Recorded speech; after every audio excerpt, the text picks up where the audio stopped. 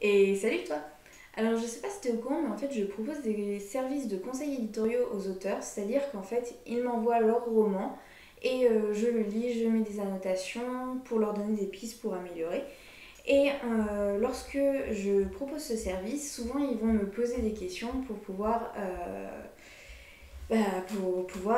modifier leur roman. Et parmi les questions qui reviennent assez régulièrement, j'ai celle: dans quel style est-ce que je peux placer mon roman? Parce qu'au final, c'est assez compliqué de savoir dans quel style on est, dans quel domaine.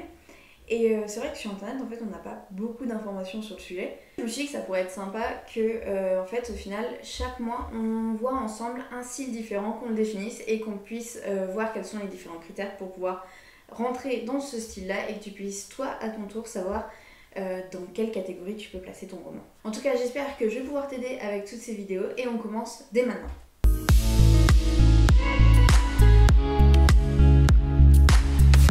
On commence ce mois-ci avec le roman policier. Le roman policier, c'est le style qui est le plus commercialisé aujourd'hui, le plus populaire, le plus diffusé. Et c'est pour ça que j'ai voulu un peu commencer avec ça.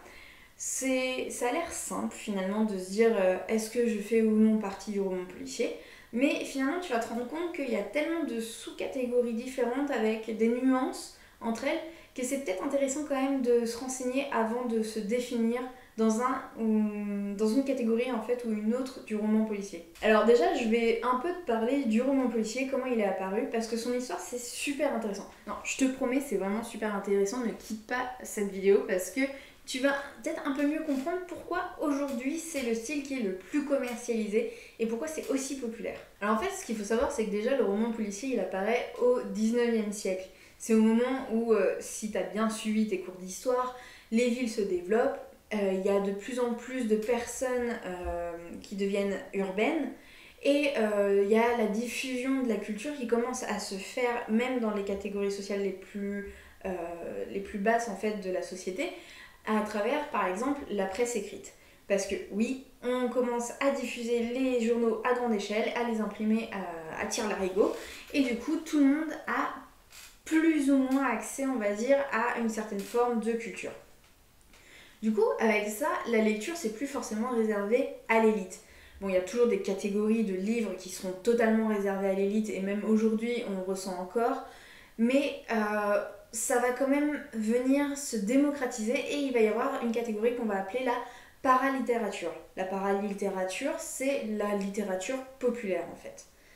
Et cette littérature populaire, on va la retrouver dans les journaux à travers les feuilletons. Ouais, parce qu'en fait, le feuilleton que ta grand-mère elle regarde l'après-midi à la télé, et ben en fait, ça n'existe pas que depuis la télé. Ça existait déjà au 19e siècle, du coup, dans les journaux. Chaque jour ou chaque semaine, on retrouvait en fait une petite partie de l'histoire et on avait soit une enquête, soit tout un roman mis bout à bout, on va dire, qui se formait au fur et à mesure des jours qui passaient. Et du coup, ces feuilletons, en fait, ils étaient principalement réservés à un certain type de littérature. Vous trouvez par exemple les histoires de vampires, les histoires de loups-garous et ainsi de suite. C'est comme ça que s'est développé ce style de littérature à la base. Mais également, on retrouvait en fait des enquêtes policières. Et ça, c'est dû au fait que la population devenait de plus en plus pauvre. Alors pourquoi, tu vas me dire? Pourquoi? Parce que la population devient de plus en plus pauvre, elle s'intéresse aux romans policiers. Et bien c'est tout simple, en fait, quand ta vie elle est pourrie, t'aimes bien te rattacher aux faits divers et te rendre compte qu'ailleurs en fait c'est pire que chez toi. C'est pour ça que le roman policier a toujours été un peu considéré comme quelque chose de très populaire. Et il a fallu attendre 1970 pour que commence à apparaître le terme de polar, qui définit exactement en fait la même chose que le roman policier. Et le polar, lui, par contre, il vient définir à la fois les films et les livres qui sont sous ce registre-là. C'est bien beau, je t'ai raconté l'histoire du roman policier. Mais qu'est-ce que c'est un roman policier? Eh bien, c'est tout simple. Un roman policier, c'est en fait une enquête que l'on va suivre grâce à l'accumulation de preuves. Et à la fin de l'histoire, on va avoir tous les éléments qui vont se mettre bout à bout et on va comprendre grâce au dénouement. Finalement, encore une fois, le roman policier, c'est pas un style qui est extrêmement compliqué à définir. T'arrives assez facilement à savoir si tu tombes dedans ou pas. Ce qu'il faut savoir par contre, c'est qu'il y a 6 éléments qu'on doit retrouver absolument dans ton roman policier si tu as décidé d'écrire un roman policier. Avant même de commencer à écrire les premiers mots, c'est peut-être mieux que tu aies un peu réfléchi à ces 6 éléments-là. Déjà, le crime, la victime, le coupable, le mobile, le mode opératoire et surtout l'enquête. Ça, tu vas le retrouver du coup dans chacun des romans policiers que tu vas trouver. Alors après, si tu veux aller plus loin, il y a des sous-catégories du roman policier. Et ces sous-catégories, mais t'en as des dizaines et des dizaines, et je pourrais pas toutes te les citer, parce que déjà, il y en a énormément. Et ensuite, il n'y a pas forcément un énorme intérêt à tous les citer. Mais je vais te parler des principaux, ceux qu'on retrouve le plus facilement dans nos librairies. Je vais te les définir, et comme ça, toi, tu vas pouvoir savoir où tu te situes, si tu es en train d'écrire ou de lire un roman policier. La première sous-catégorie qu'on va voir ensemble, c'est le roman de détection ou le roman d'énigme, aussi appelé par les anglophones le whodunits. Le whodunits, c'est-à-dire en gros qui l'a fait, c'est un peu le genre escape game, c'est-à-dire que tu as ton roman qui se passe d'ailleurs un peu souvent dans un thème chambre close, c'est dans un lieu fermé et il s'est passé un crime. Du coup, tu vas avoir tous les éléments de l'enquête, toutes les preuves en même temps que le détective. Et il va y avoir une espèce de course contre la montre entre le lecteur et le détective pour savoir qui va deviner en premier le meurtrier. Souvent d'ailleurs, c'est un détective qui est plus ou moins amateur et qui a une forte personnalité ou une personnalité très extravagante. Du coup, si je te définis ça comme ça, tu penses forcément à Sherlock Holmes par exemple. Alors Sherlock Holmes, c'est totalement un roman de détection ou un whodunit. Comme je te disais, c'est Sherlock Holmes ou forcément Agatha Christie avec toute sa collection, que ce soit Miss Marple ou Hercule Poirot. Donc si tu ressembles à Agatha Christie, félicitations, t'as écrit un roman de détection. Ensuite, on va passer au roman noir. Alors les romans noirs, là encore, il y a polémique parce que certains disent que c'est un style tout à fait à part, d'autres disent que ça fait partie d'une sous-catégorie de romans policiers. Bon, nous, on va dire que ça fait partie du roman policier, puis on s'en fiche. Alors, le roman noir, qu'est-ce que c'est ? C'est une enquête, encore une fois, mais qui va vraiment qui va être ancrée en fait dans un contexte social et qui va venir en fait dénoncer ce contexte social.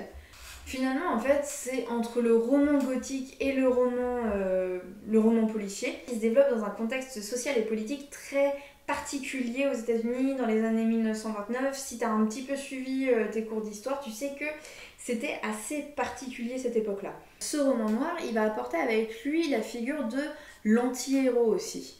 Donc c'est-à-dire que l'enquêteur, ça va souvent être un outsider, quelqu'un qui a une idée pessimiste de la société et qui va venir vraiment se retrouver en dehors de cette société-là pour pouvoir la critiquer justement. Il va même en fait aller jusqu'à accepter des missions qui sont un peu borderline, qui sont dans le trafic de la drogue, dans le trafic d'alcool, enfin bref, c'est un univers qui est assez spécial quand même. C'est un roman qui est politiquement et socialement engagé et qui a un vrai message à faire passer en dehors de son enquête. L'enquête, c'est pas forcément l'élément central du roman noir. Si par contre tu as vraiment envie de savoir ce que c'est un roman noir et vraiment le définir, tu as la collection des enquêtes du commissaire Maigret. Ça, c'est vraiment ce qu'on appelle du roman noir pur et dur. Sinon, en un peu plus récent, tu as du coup Pierre Lemaitre qui a écrit par exemple les cadres noirs. Ça, c'est considéré aussi comme du roman noir. Ensuite, je vais te parler du style le plus connu, le plus diffusé, celui qui est forcément le plus lu aujourd'hui, c'est le thriller. Parce que oui, le thriller, c'est une partie des romans policiers, c'est pas un roman policier. Déjà, ce qu'il faut savoir, c'est que le thriller, c'est encore une fois pas forcément l'enquête en elle-même qui va être la plus importante finalement. Et il n'y a pas forcément aussi tout le temps une enquête policière. Le thriller, en fait, il maintient un suspense, une tension pour éveiller la curiosité du lecteur. Donc là, en fait, le lecteur ne fait plus partie de l'enquête, il est plutôt spectateur pour le coup et il se fait happer par les rebondissements et ainsi de suite. Dans ce style-là, on va beaucoup utiliser les fausses pistes, l'auteur va énormément jouer avec le lecteur en lui faisant croire des choses, mais finalement non. Enfin bref, c'est un vrai jeu qu'il y a entre l'auteur et le lecteur qu'on ne retrouve pas par exemple dans le roman de détection où là, le lecteur vit vraiment l'enquête comme le détective. Dans le thriller, t'as plein de thrillers différents, t'as le médico-légal, t'as le judiciaire, t'as le psychologique, enfin bref, t'as plusieurs catégories différentes, sous-catégories. On va pas rentrer dans le détail parce que sinon ça va nous prendre des heures et des heures. Mais bref, t'as compris, le thriller, c'est jouer avec le lecteur et jouer avec ses nerfs. En exemple de thriller, t'as le Da Vinci Code par exemple, qui est le thriller par excellence que tu peux retrouver. T'as aussi plusieurs autres auteurs qui sont extrêmement connus parce que je te dis, c'est le style qui est le plus diffusé aujourd'hui, donc forcément t'en as plein d'exemples. Ensuite, il y a un autre style qui lui est pas forcément le plus connu, c'est le roman d'espionnage. Alors pourquoi c'est pas forcément le plus connu? En fait, c'est un style qui s'est vachement développé au début du XXe siècle, principalement avec des auteurs britanniques, mais c'est vrai que depuis ça s'essouffle un peu. Alors, si je te dis roman d'espionnage, forcément tu vas penser en premier à... Ouais, tu vas penser forcément à 007 James Bond. Bah, c'est exactement ça en fait, le roman d'espionnage. C'est-à-dire qu'on n'a plus affaire forcément à des policiers, mais on a affaire à un service secret. Et là, en fait, ça va se jouer non plus autour d'une enquête policière, avec un crime ou un suite, mais ça va se jouer autour d'un jeu géopolitique.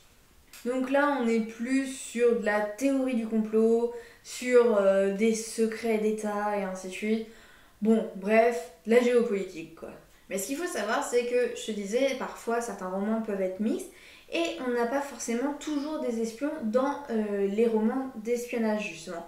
T'as certains Sherlock Holmes par exemple, qui peuvent être considérés comme du roman d'espionnage, et je pense particulièrement à Traité naval, qui est vraiment considéré comme un roman d'espionnage et non pas comme un roman de détection.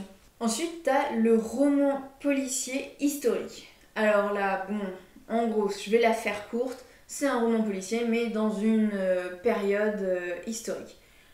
La définition, elle est extra simple, tant que ça rentre dans les critères du roman policier et que c'est dans le passé, c'est un roman policier historique. Bon, encore une fois, l'exemple le plus connu, c'est Le nom de la rose. Ensuite, t'as le roman policier humoristique. Et là, c'est en fait un style qui va venir être plutôt une caricature parfois du roman policier. C'est assez récent d'ailleurs comme style.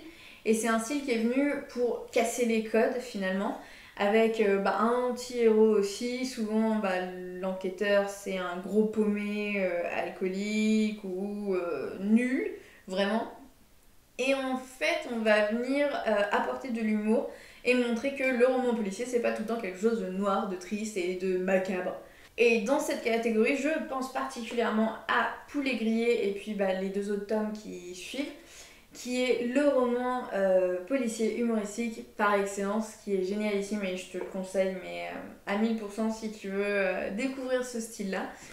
Il y a quand même les codes du roman policier avec les 6 éléments que je t'avais présentés, mais on vient rajouter vraiment un trait d'humour très fort. Ça plaît ou ça plaît pas, c'est sûr, mais en tout cas, ça change les autres styles. Bon, ce qu'il faut retenir au final, c'est que le roman policier, c'est avant tout un contrat entre le lecteur et l'auteur. Du coup, si tu écris un roman policier, le lecteur, il va attendre de toi au moins 3 choses. Alors déjà, il va s'attendre à ce que tu lui fasses vivre une expérience cognitive. C'est-à-dire qu'il va devoir se questionner, savoir qui est le tueur, pour quel motif. Il y a vraiment un espèce d'escape game que tu dois faire au lecteur. Ça, c'est indéniable. Ensuite, il faut que ta solution reste plausible. Alors oui, du coup, tu as des romans policiers surnaturels, donc du coup qui ne sont pas réalistes, mais ils sont plausibles. C'est-à-dire que la solution tombée du ciel, ça souvent en roman policier, on n'aime pas trop, tu vois. Il faut que tout reste plausible, que tout reste crédible. Et surtout, pas d'entourloupe. Parce que oui, je t'ai dit que dans certains styles, il y avait des fausses pistes, mais les fausses pistes, ce n'est pas des entourloupes. C'est-à-dire que c'est différent. Tu vas pas mentir au personnage, tu vas lui apporter des preuves qui vont le mener vers une piste qui est fausse. Mais en tout cas, dans le roman policier, tu ne peux pas mentir au lecteur, sinon il se sentira trahi et là, tu n'auras pas répondu au contrat que tu avais signé avec lui en lui proposant un roman policier. J'espère que grâce à cette vidéo, tu comprends un peu mieux quel est le roman policier et surtout ses sous-catégories. Si tu es en train d'en écrire un, d'ailleurs, ce serait super intéressant de me mettre en commentaire quel style tu es en train d'écrire ou quel hybride, parce que tu n'es pas obligé de te mettre dans un style particulier. Et puis en tout cas, moi c'est tout ce que j'avais à dire pour cette semaine. On se retrouve dans une prochaine vidéo et je te dis à plus. C'était Mélanie de l'Allée des livres.